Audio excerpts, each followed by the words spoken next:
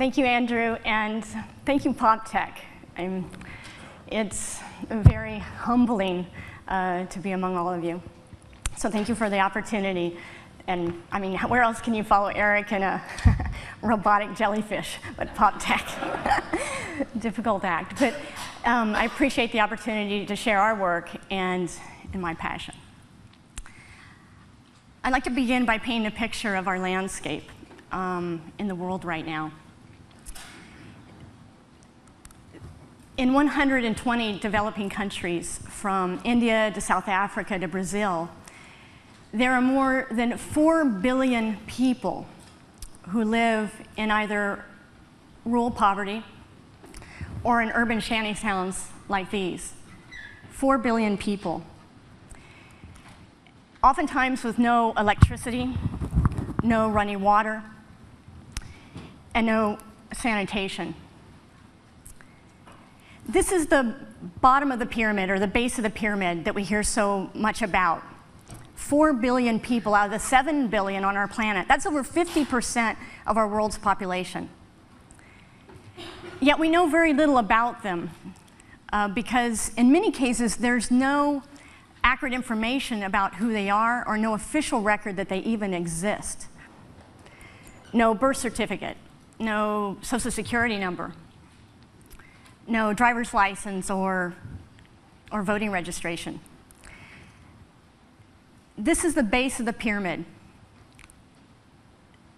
They're invisible. Now, without knowing who they are, what they need, how can governments and organizations and community leaders and NGOs and banks and businesses effectively channel their resources to meet real needs such as healthcare, education, microloans, voting registration, even drinking water or soap? Accurate information on the invisible is the first step to solving any social problem. This first hit me when I visited the World Bank several years ago and discovered that their numbers were based on projections or estimates, often 10 years old. And then when I went to this community in Rio de Janeiro, Brazil, and asked local government agencies how many people live there, I heard anything from 5,000 to 60,000 people. Now, if we could be off 55,000 people in one community, imagine how far off we're on a global scale. And yet billions of dollars are being spent. I mean, are we investing too much, too little, in the right places? So at Mobile Metrix, we've flipped this way of data collection from a top-down to a bottom-up. We hire and train local youth based in their own communities to go door-to-door collecting demographic information using handheld devices. And now, governments and NGOs and community leaders can more accurately, they have a roadmap to more accurately channel their products and services. And we have banks, or I should say businesses, asking us for information to learn more about these new markets and to also better develop their products as well as their pricing strategies. And for me, one of the best parts are these young people, our mobile agents. They now have an alternative out of drug trafficking and out of prostitution. These people, these youth, are the future at the bottom of the pyramid. They are now starting to see themselves as someone who can make a difference. It's like Thiago. Thiago came to me and said he wanted the job because he had already lost 2 fingers by a hand grenade during the drug war. So now we've collected quite a ream of information that we're starting to build on the trends at the base of the pyramid.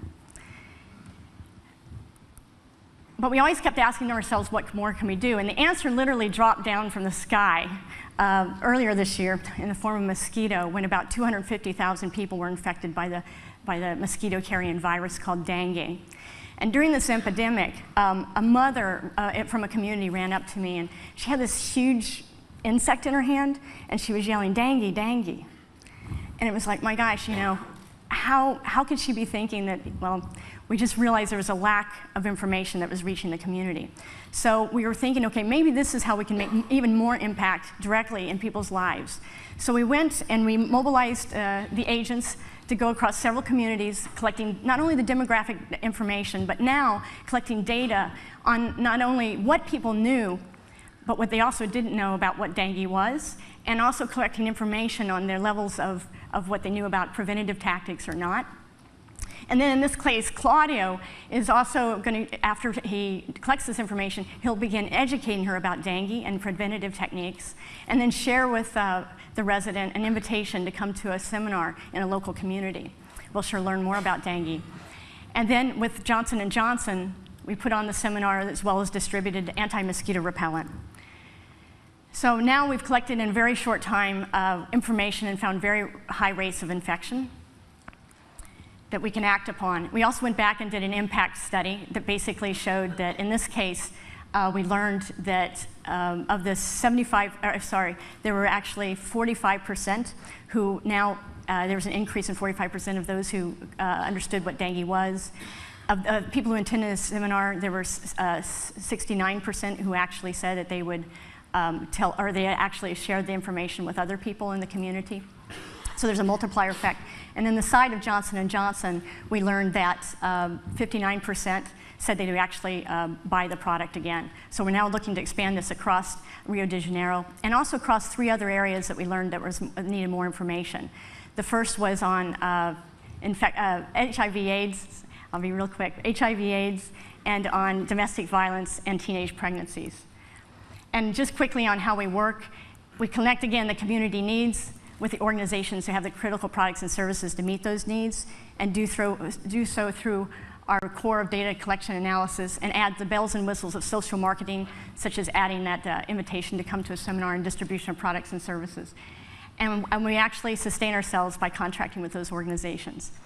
I'm often asked why I do what I do, and because if anyone knows me, I come from a family farm in the Midwest, which is a far difference from what we see here. But quite honestly, to me, it's really about the lives and the people, and more importantly, what I believe. And I believe that opportunity is a human right. And in the case of like Thiago, he's now going into university and making 3 times over minimum wage.